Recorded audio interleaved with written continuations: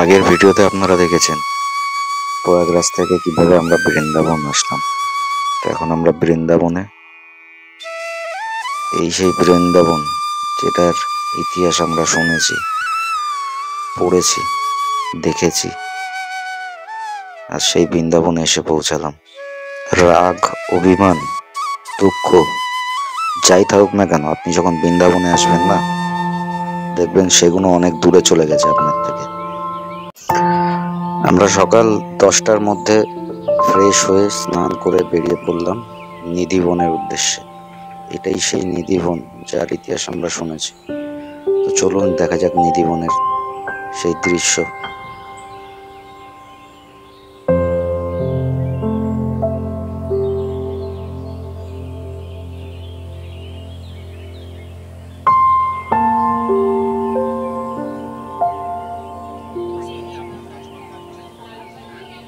নিধিবনের এখন টোটালটাই ব্যারিকেড করে দেওয়া হয়েছে। মানুষের যাতায়াতের জন্য যে রাস্তাটা, সেটা টোটালটাই ব্যারিকেড করে দেওয়া হয়েছে, যাতে মানুষ দুদিকে না যেতে পারে। এটাই সেই নিধিবন,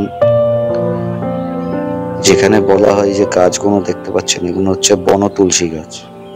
আর এখানেই ভগবান শ্রীকৃষ্ণ গোপীদের সাথে লীলা করত। এটাকে লীলা বন বলা হয়। এই কুয়াটা ভগবান শ্রীকৃষ্ণই বানিয়েছিল, তার কারণ কোনো একজন গোপীর যখন রাত্রিবেলায় জল পিপাসা পায়, তখন শ্রীকৃষ্ণ বারণ করেছিল যে যমুনা মাকে এত রাত্রিবেলায় না জাগানোর জন্য। তখন তিনি এই কুয়াটার সৃষ্টি করেছিল।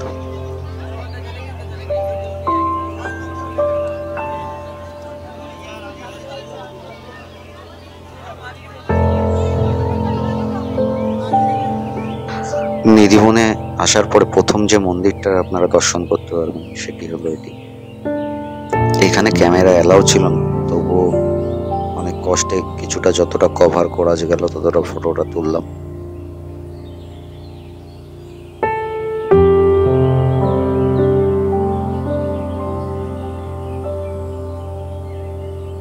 এই মন্দিরটি দর্শন হওয়ার পরে আপনাকে এগিয়ে যেতে হবে এই ব্যারিকেড দিয়ে নিধিবনের মাঝখান থেকে, এবং দুদিকে সেই বনতুলসী গাছ, যেটাকে এখনো মানা হয় যে এই গাছগুলি হচ্ছে সেই গোপী যারা সন্ধ্যের পরে আসল রূপে ফিরে আসে।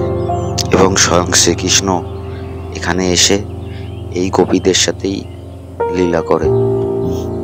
তার জন্য এখানে সন্ধ্যেবেলায় টোটালি এই মন্দিরটি সন্ধ্যের আগে বন্ধ করে দেওয়া হয়। সন্ধ্যেবেলায় এইখানে যে আশেপাশের বাড়ি, সেই দিকে যাদের জানলা দরজা আছে, তারাও এইদিকে জানলা দরজাগুলো বন্ধ করে দেয়। এখানে এত হনুমান, বানর থাকে, পাখি থাকে, কিন্তু সন্ধ্যের পরে এখানে কোনো পশু প্রাণীও থাকে না। এটাই চমৎকার বিষয়।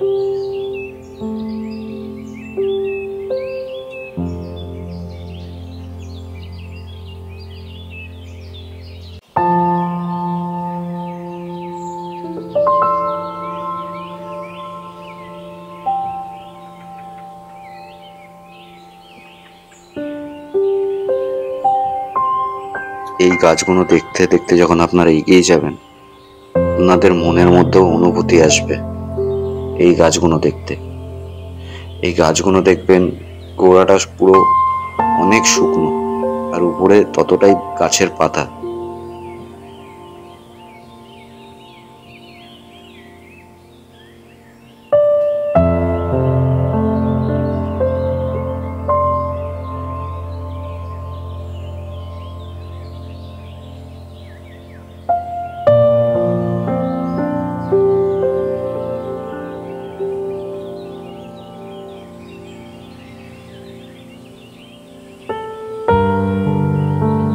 আপনারা যখন এই বনের ভেতরটায় দেখবেন, দেখবেন আলাদা একটা শান্তি এখানে আছে।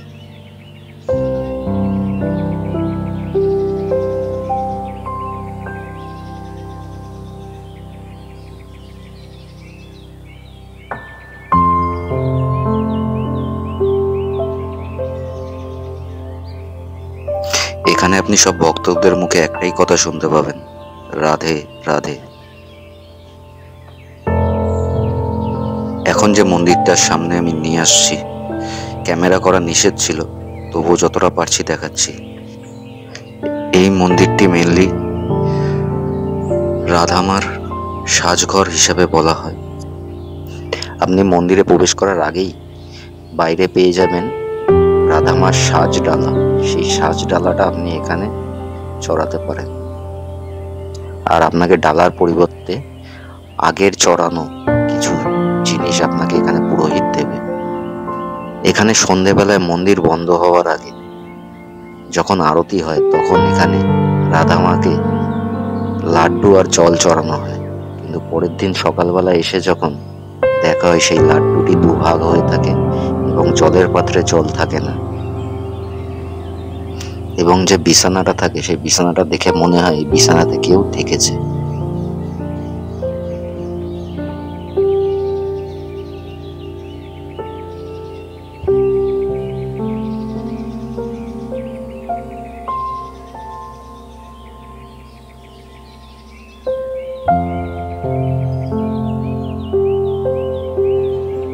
এই বনতুলসী গাছগুলো আপনারা ধরেও দেখতে পাবেন, আর দেখলে বুঝতে পারবেন এই গাছগুলো কত হাজার হাজার বছর পুরনো।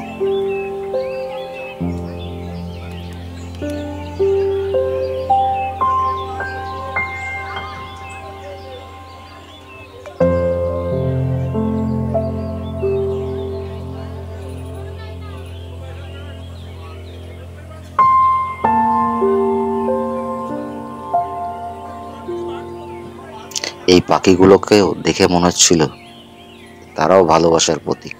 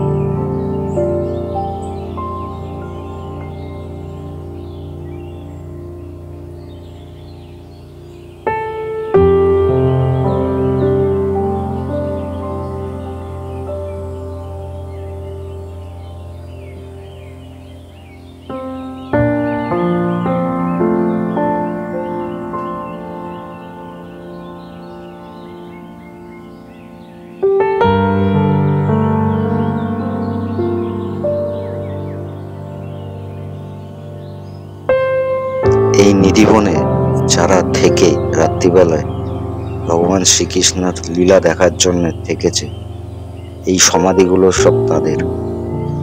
অনেকের 120 বছর বয়স হয়ে গেছে, একটা সমাধির 130 বছর বয়স হয়ে গেছে। বিভিন্ন বয়সের সমাধি এখানে আছে, যারা এখানে ভগবান শ্রীকৃষ্ণের লীলা দেখতে এসেছিল।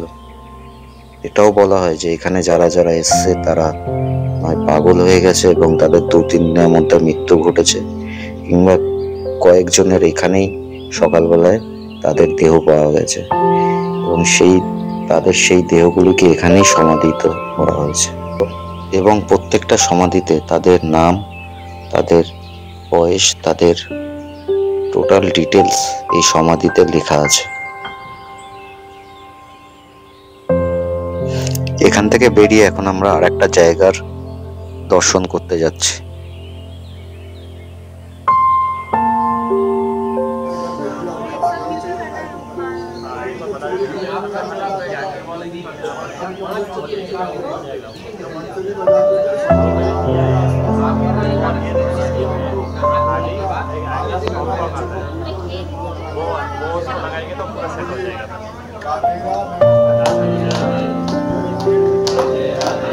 এটি হচ্ছে সেই জায়গা যেখানে ভগবান শ্রীকৃষ্ণ গোপীদের কাপড় চুরি করে নিয়ে পালাতো। তারপর আমরা ওখান থেকে চলে আসলাম যমুনা নদীর পাড়ে। এখানে আপনি বোটিং করতে পারেন, আপনাকে একটা পাক পুরো ঘোরাবে, 100 টাকা করে নেয়।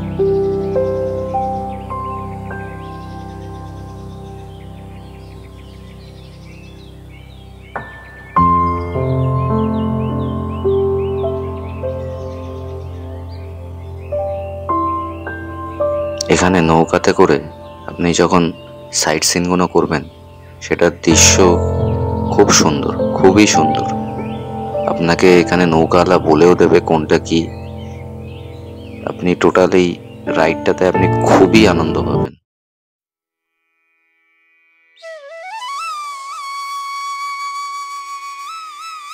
আর সব থেকে বড় জিনিস হলো এখানে কারোর মুখে আপনি দুঃখ দেখতে পাবেন না, সবাই সবার মতো আনন্দে আছে। সবাই সবার সাথে দেখা হলে একটাই কথা, রাধে রাধে। এটাই তো ভালোবাসা। এই নৌকায় চড়তে চড়তে আপনি নিজেও কল্পনা করতে পারবেন না যে কতটা টাইম কেটে গেছে, কারণ চারিদিকের দৃশ্যটা এতটাই সুন্দর লাগবে যে আপনি টাইম সম্পর্কে আপনার কোনো জ্ঞানী বা ধারণা থাকবে না তখন।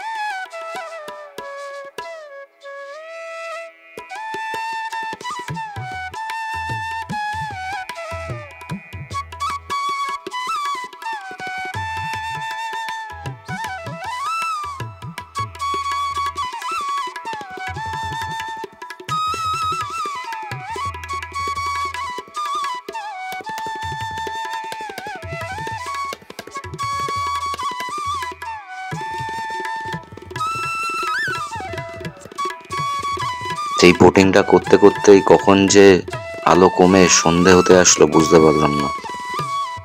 তো এখন বোট ফিরছে।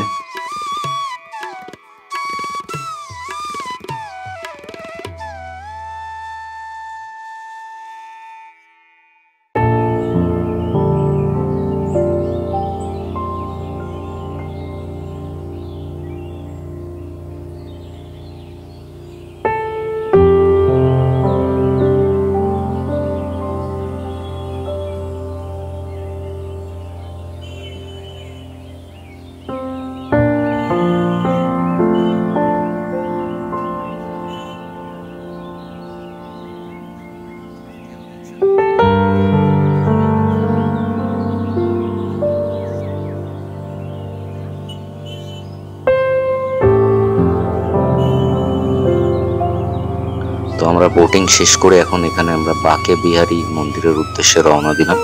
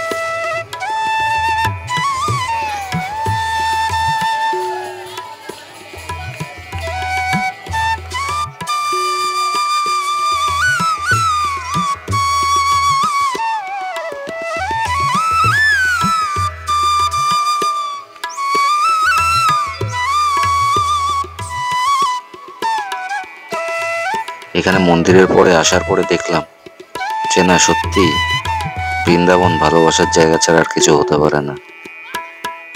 এখানে সবাই সবার চেনা, যে যাকে চেনা তবুও সে তার চেনা হয়ে গেছে। এই জায়গাটা এমন। তো ভগবানের দর্শন করলাম এবং বাঁদিকে দেখলাম মন্দিরের সোজাসুজি প্রচুর ভক্তবৃন্দ নিজের মতো রং খেলছে আর নাচছে, এবং কেউ কাউকে চেনে না, কিন্তু ওখানে যখন সবাই মিলে নাচছে না, সবাই সবার হয়ে যাচ্ছে।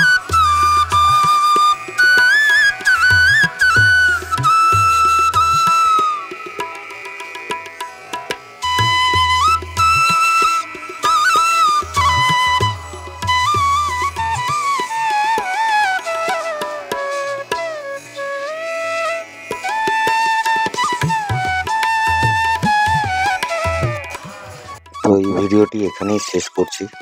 এর পরের ভিডিওতে বৃন্দাবনের প্রেম মন্দির, 4 ধাম, আরও মন্দির যতটা দেখানো সম্ভব আমি দেখাবো। বিশেষ করে বৃন্দাবন এমন একটি জায়গা যেখানে একদিন দুদিনে আপনি ঘুরে শেষ করতে পারবেন না, কারণ এখানে প্রচুর পরিমাণে মন্দির আছে।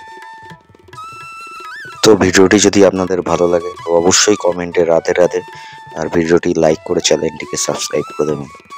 তো বলুন সবাই মিলে কমেন্টে রাধে রাধে।